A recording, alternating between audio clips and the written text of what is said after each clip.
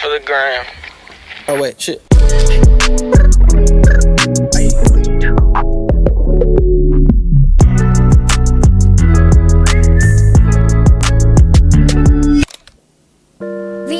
So we're making a 2-day pasta bolognese because why not waste 2 days making lunch? Now you're probably wondering how this even takes 2 days and is it even worth it? Well, I'll get into the how later, and as far as it worth it, well, I'll let you decide that.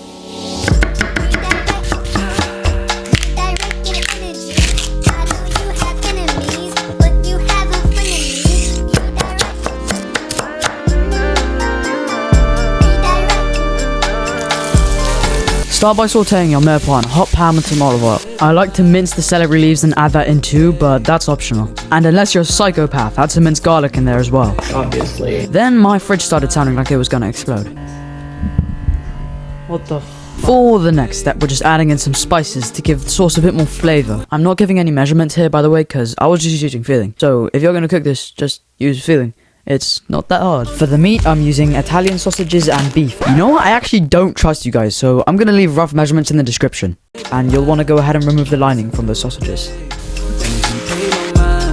Once the meat is all cooked through, add some passata to that. You can also add tomato paste, but I forgot. Here I'm just adding some chiffonaded basil. At this point, you can also add other herbs in, but I just didn't feel like it.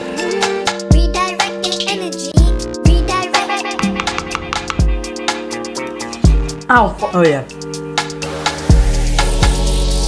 Redirect.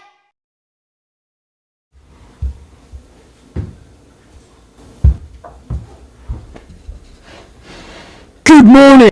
It's been 2 days, so it's time to make the pasta.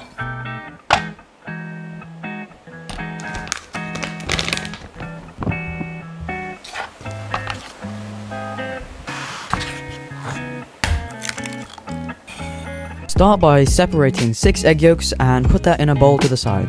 Next, measure out 125 grams of 00 flour to pour onto your cutting board and make a well in the center to put the eggs in. Break the yolks with a fork and slowly incorporate the flour to form a dough.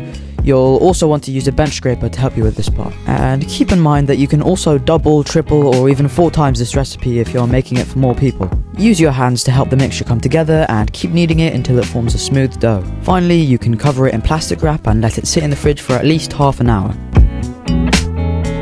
Once the dough is done resting, place it on a floured surface to cut in half, quarters, or eighths depending on how much you made. Flatten those pieces a bit, and now I'm passing it through a pasta machine. I started at 1 and I think I made it all the way up till 7. And you'll want to pass it through each setting 2 to 3 times just to make sure it's even.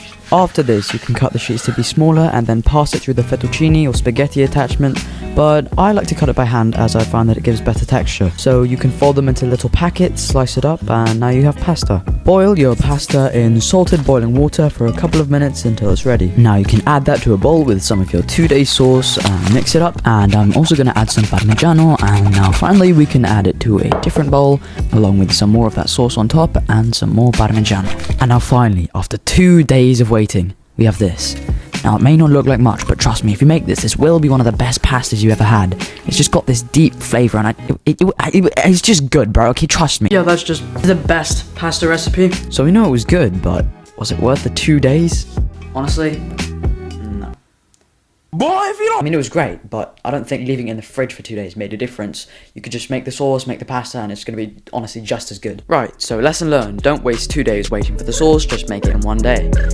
Now, with all that said, thanks for watching.